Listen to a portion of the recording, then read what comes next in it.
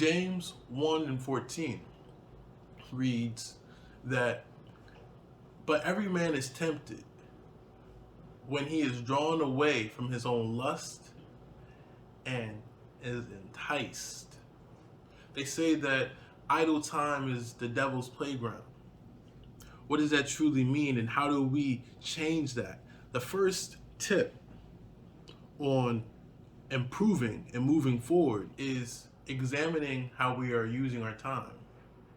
Now, there's many methods on actually implying this. There's methods called time blocking. There's people who use schedules, and I want to go over the likes because many people try to gloss over the importance of how we use our time. I like to say that there's no such thing as leisure time. For every time you have relegated a task or an objective that you have set, even if that is to watch TV and to relax. Right? Time is not free. It is something that is a commodity that we can never get back. So we should use it very wisely, even in having times to rest. So let's go over this time blocking and scheduling. Time blocking is essentially when you take an hour, 30 minutes, and certain times throughout the day on where you sit down to do one certain task. It's a little bit different than scheduling because of the fact that you're blocking out certain pieces of time, not necessarily writing and annotating every single thing you're going to do for the day. It's a little bit more flexible than a schedule and can work for those who are more creative thinkers and have multiple things that they have to get done throughout the day and just need to find time. That's where the most of the issue seems to run into. Now, scheduling is a little bit different because you chronologically put out how you're going to do this and where you're going to do this at and things of that sort. Most people have a journal. There's plenty of apps for the two, and it's something that I think we should investigate while moving forward, especially when we're moving forward in endeavors that we find ourselves to have a great amount of importance in, and our talents and our gifts and building with others. This will put us ahead of our past selves. This will be something that will improve us overall. But before I dive too deep into this, let's really go over output, performance. What is it? What are we trying to do here, right? When we look at the word output, when we look at performance, it is when a person is trying to accomplish a task. And when we put performance, is how well we accomplish said task. So at hand is efficiency, effectiveness. And typically, we as individuals have times when we're highly effective at doing certain things throughout the time. And using a schedule could aid us. What do I mean by that? Well, as you start to study yourself, you'll realize maybe in the morning, you're more acclimated to being creative, right? This is a great time for when you have to write your persuasive essays, or when you have to make your music, or things of that sort, or where you have to use more of a creative outlet. And maybe later throughout the day, maybe around that 10 to 12 o'clock portion of the day is when you're a little bit stronger in analytical business. So this is a great time for you to sit down and learn something new on articles and artifacts dealing with your pursued interest and how to build yourself up. And then later in the day might be a great time for when you're better at speaking because you're more relaxed and you're more alert to the things around you because of a great timing. And then at the end of the day might be the best time for you to stretch and relax and physically because of how things work. And when we're looking at time blocking and scheduling, this is a great tool to use ourselves and optimize how we are spending that time. Tip number 2 is clarity. Right, first was time blocking and scheduling. But you can have all the time in the world with no purpose, no clarity of what you're going to do with that time. It is pointless, right? So we need to sit down and actually write down SMART goals, or goals that can be attained and can be measured. Tasks that we can bite down so that it's digestible. Let's go over those topics real quick. A SMART goal is an acronym. SMART stands for specific, measurable, achievable, relevant, and time bound. And these are just some components and when looking to make these goals on how to make sure that they're achievable and is actually helping you, right? Specific on the level of specificity, measurable in the level of, well, how are you progressing? Seeing progression is actually very important for our understanding on where we are standing in said task or objective. Is it something that is achievable? Sometimes we put ourselves in things that are really humanly impossible. If you don't know how to manage your time, right, how can you achieve to be optimally successful, right?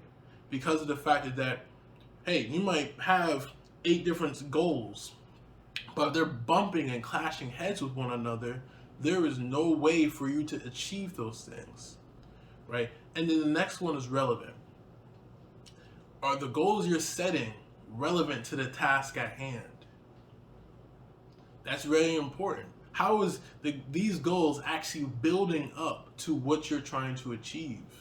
See, moving forward, we need to make sure that we're not doing things that are in our detriment and things that are actually helping us move forward. And then the last one, T, time bound.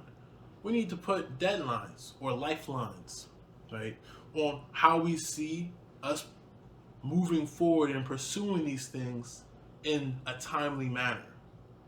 You know, sometimes we get lagged behind and we get a little slothful because of the fact that we don't see the importance in it because there's no time relevant.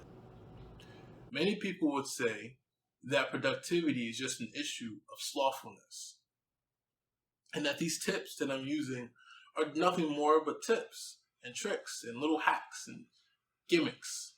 I want to address this real quick before we move forward, the importance of the things I'm saying. Slothfulness is a spirit. It is something that manifests through our habits and the way that we act.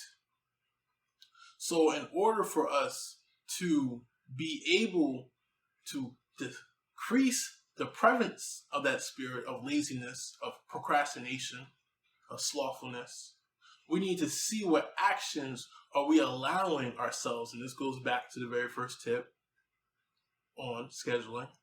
Then you need clarity on what you want to do with that extra time. Moving forward to the third tip, and that's making an actionable model, right? This is slightly different than scheduling. This is slightly different from time blocking. What I mean by that is set up an example, visualize yourself on what a perfect day is, right? A pristinely perfect day. Everything is just squared away. What are you eating? How are you dressed? Where are you? What things did you execute? Right? And why are you doing the things that you're doing? What makes this perfect? Sit down and study that. Get to understand what your perfection expectations are. This way you're actually able to gauge how you're spending your time. Because it's not necessarily that you don't have the skills, you don't have the knowledge, you don't have the aptitude. It's that you're not properly utilizing that time. Time is actually the biggest issue. Time management is the biggest solution. But time management is a blanket statement if no one breaks it down. And that's what this video is here for. So after all those observation tools that you've used, now you can see what you're supposed to be replacing them by. Now you can optimize your time. By optimizing your time, you'll be able to be more efficient.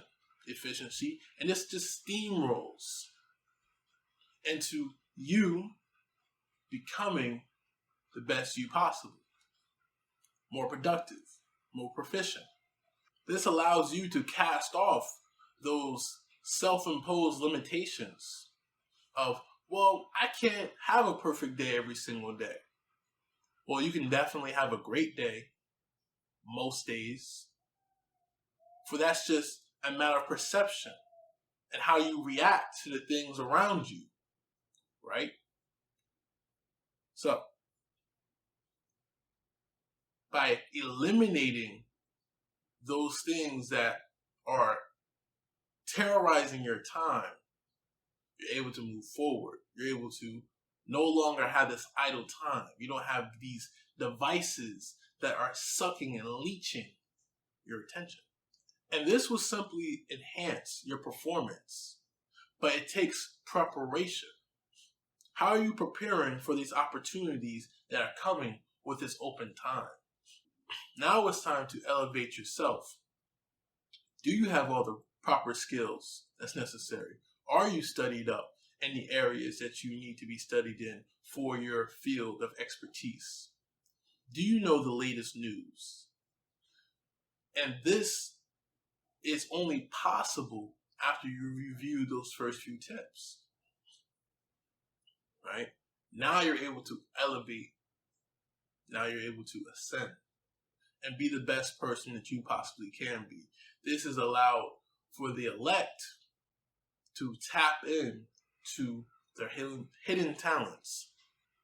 If you found this video interesting and helpful, I have another video that you might be interested in called Experience. Check it out. Shalom and peace.